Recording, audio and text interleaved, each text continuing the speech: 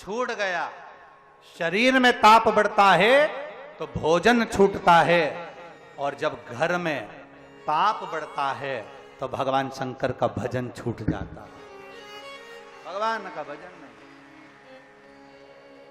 बहुत कठिन है फिर भगवान शिव की भक्ति करना, बहुत कठिन। और शंभु शरणे पड़ी मांगू घड़ी रे दुख काटो, दया करीने दर्शन। शंभो शरणे मांगू घड़ी रे दुख दया करीने दर्शन। शरीर में ताप बढ़ता है, भोजन छूट जाता है, और घर में पाप बढ़ता है तो भजन छूट जाता है, भजन छूट जाता है।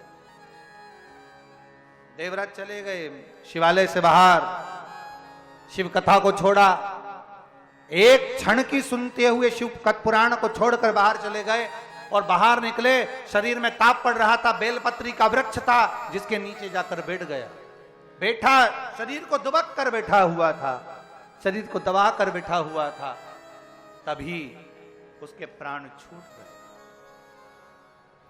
आपने पूज्य गुरुदेव के मुख से, महाराज श्री के मुख से सुना होगा, प्राण छूटे। उसको नहीं मालूम था कि मेरे प्राण कहां छूट रहे हैं। देव अधिदेव महादेव नंदी को लेकर उस देवराज ब्राह्मण को लेने के लिए आ गए। जब नंदी पर देवराज बैठ गए, नंदी पर चढ़ गए देवराज, तब देवराज ने महादेव से प्रश्न किया, मैंने ना कोई पुण्य करा, ना मैंने दान करा, ना मैंने कोई कथा सुनी, ना मैंने सत्संग किया, ना मैंने संकीर्तन करा, ना मैंने भजन किया, फिर मुझे नंदी की सवारी, और देव अधिदेव महादेव उस नंदी को पकड़कर पैदल पैदल कैलाश तक लेकर जा रहे हैं, ऐसा पुण्य कौन सा कर दिया? वो पुण्य कौन सा है? जैसे देवराज अपने भाग्य की सराहना कर रहा था, ऐसी सराहना आप करना मुंगेली वारो, कि कौन सा पुण्य हमने किया था जो शिव महापुराण की कथा, 108 कुंडी यज्ञ और संतों का सम्मेलन यहां दर्शन करने को मिला। यहां संतों का दर्शन करने को मिला, 108 कुंडी यज्ञ की परिक्रमा करने को मिली, और शिव महापुराण की कथा सुनने को मिली। ये सब कौन सा पुण्य? और पुण्य भी बड़ा प्रबल, वो भी सोमवार की। धन्य, ऐसा कौन सा पुण्य हम कर, कौन सा पुण्य? अपने भाग्य की सराहना जरूर करो। हमारा पुण्य कोई कम नहीं है जो हम भगवान की कथा तक पहुंचे हैं, हमारा पुण्य कम नहीं है जो हम भगवान की शरणागति तक पहुंचे हैं, हमारा पुण्य कम नहीं है जो हम भगवान के दरवाजे तक पहुंचे हैं। देवराज ने पहला प्रश्न किया देवाधिदेव महादेव से, आप मुझे कहां लेकर जा रहे हो? शंकर भगवान बोलते हैं कि हम आपको कैलाश की यात्रा करा रहे हैं और कैलाश धाम तक ले जा रहे हैं। तो देवराज कहता है, मेरे जैसा पापी, मेरे जैसा पापी। और महाराज, जो अवगुणों की खान जो शरीर है, ये कैसे पुण्य कर गए? मेरे जैसा पापी, और वो भी कैलाश धाम? हाँ, क्यों? भगवान देवाधिदेव महादेव ने कहा, उसका केवल केवल एक लक्ष्य है, एक तत्व है और एक भाव है। आपकी माता ने प्रतिदिन भगवान शंकर के शिवालय में 1 लोटा जल समर्पित करा है, और जिस दिन तुम्हारी माता शिवालय नहीं जा पाती थी, उस दिन माटी का पार्थिव शिवलिंग का निर्माण कर कर उसकी आराधना करती थी। उसका फल ये मिला कि आज बेटे को कैलाश धाम की यात्रा करने का फल मिल रहा है। इतना पापी होने के बाद चोरी करने पर, निंदा करने पर, बुराई करने पर, गलत कार्य करने पर भी उसे कैलाश धाम प्राप्त हुआ।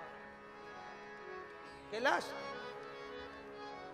और म्हारा अवगुण भरा शरीर प्रभु जी कैसे तारो। ये शरीर अवगुणों की खान भरा हुआ है, बहुत पाप से, बहुत पाप से लिप्त है ये, इसको तारोगे कैसे? बहुत भरा हुआ।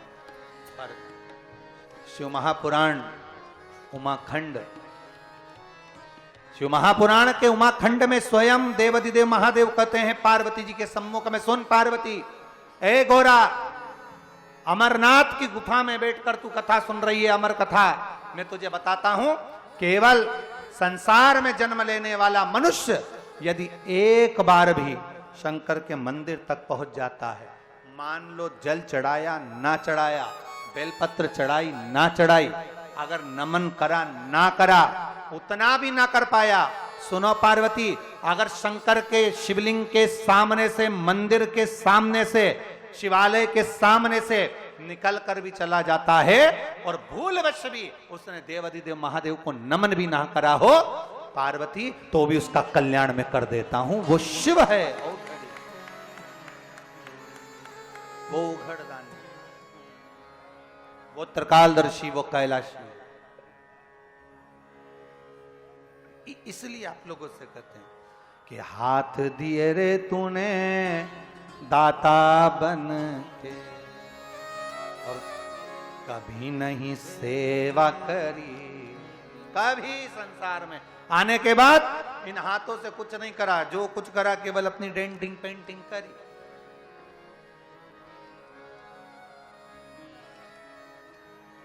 10 मिनट तक लाइन खींची, फिर डब्बा भरा, नीली पीली करी, 25 बार कांच के सामने स्माइल करके देखा, ठीक हूं नहीं, पूरा। उसके बाद भी संतुष्टि नहीं हुई, उसके बाद भी संतुष्टि नहीं हुई तो पति के पास पूछी जाकर, कैसी लग रही? और पति भी पति था, उसने भी कह दिया ऐसी लग रही जैसे हरी घास में भैंस चल रही। वो कोई कम था?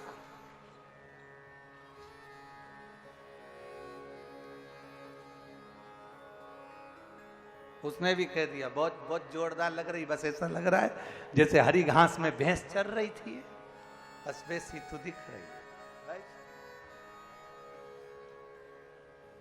कठिन, बहुत कठिन, बहुत कठिन।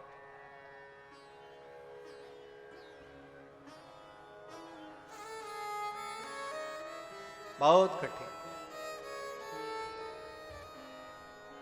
बड़ी मुश्किल से ये शरीर मिला है, बड़ी मुश्किल से ये शरीर प्राप्त हुआ है।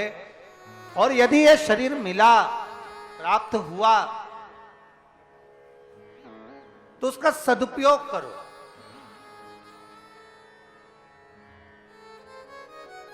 उस शरीर का सदुपयोग करिए। देवराज नाम का ब्राह्मण भगवान शंकर के मंदिर ना गया, देवालय ना गया, शिवालय ना गया, पर उसकी माता शंकर के मंदिर में गई थी, एक लोटा जल समर्पित करा था। उस जल का फल ये हुआ कि बेटे को कैलाश धाम मिला।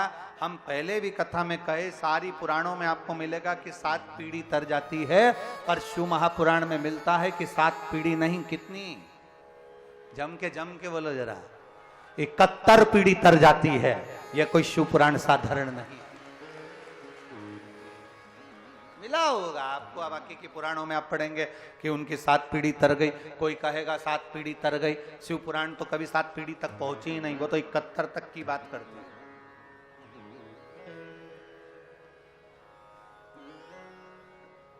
सात पीढ़ी की बात ही नहीं कर रही शिव पुराण। शिव महापुराण 71 पीढ़ी की बात कर रही कि 71 पीढ़ी तर जाती है। भगवान देवाधिदेव महादेव का मात्र दर्शन, शिव महापुराण का मात्र नाम का संबोधन या शिव महापुराण के आप व्यासपीठ के सम्मुख में भी पहुंच गए, सुनी ना सुनी, प्रणाम करा ना करा, किसी भी भाव से पहुंचे, पर वो शिव पुराण कल्याण करने वाली हो, शिव पुराण कल्याण करने। महाराज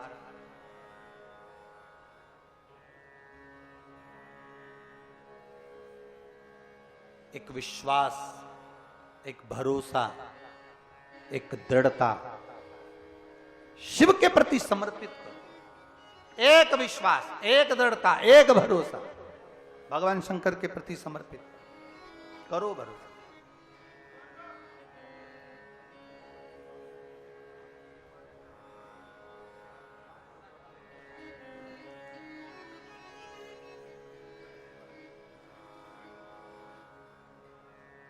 एक विश्वास, एक दृढ़ता, एक भरोसा पक्का रखे, कहीं नहीं डोलना।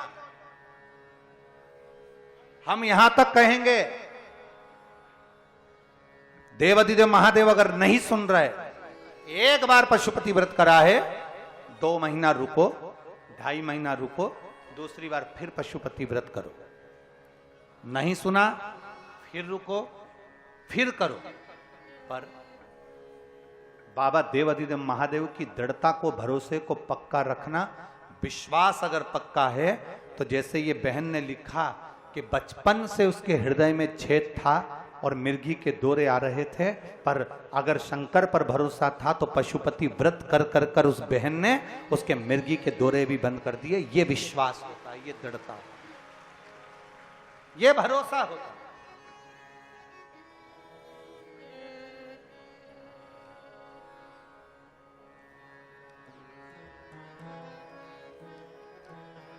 और मेरे बाबा तेरा सहारा है,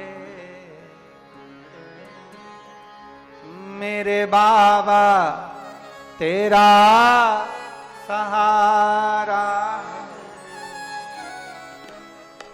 बाबा से भरोसा, दृढ़ता, विश्वास जब पूर्ण हो तो जीवन का एक सुख अपने आप सम्मुख, अपने आप।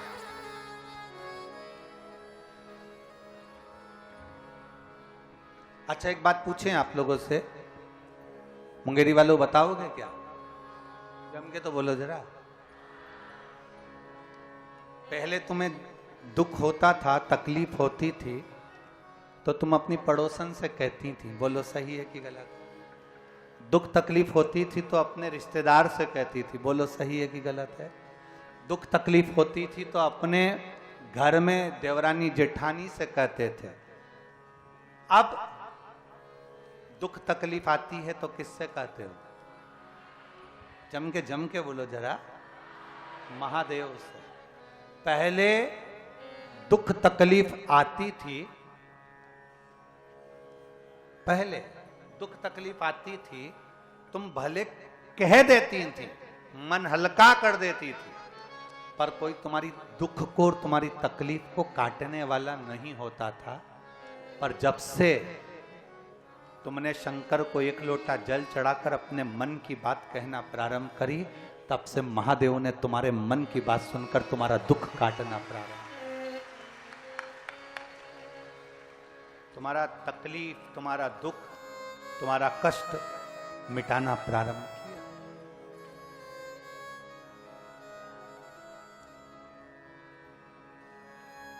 दिल से तुमने कहा, दिल से, भरोसे से तुमने कहा, उसने सुना, उसने स्वीकार किया। और विश्वास के साथ कहा, जैसे आज सोमवार की अष्टमी के दिन तुम भरोसे के साथ बैठे हो, पूरे भरोसे के साथ, विश्वास के साथ बैठे हो कि हम शिव महापुराण की कथा में पहुंचे हैं और यह हमारा विश्वास है, हमारा देवाधिदेव महादेव, हमारा शंकर, हमारा ओघड़दानी, हमारा शंभु सुनेगा और हमारे दिल की बात सुनेगा, ये निश्चित है।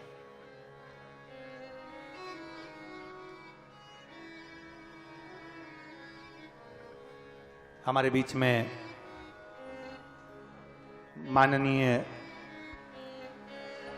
श्री मुख्यमंत्री जी पधारे हैं, माननीय श्री विष्णुदेव साई जी। महाराज जी से निवेदन करूंगा, जो जो अतिथि गण आए हैं आप सभी के नामों का स्मरण। बड़ा ही सुंदर सौभाग्य है। जैसा कि मैं कह रहा था, इस मंच की बड़ी विलक्षणता है। लोग हंस रहे थे, हमने कहा आज हमारे मंच पर सीएम भी हैं और पीएम भी हैं।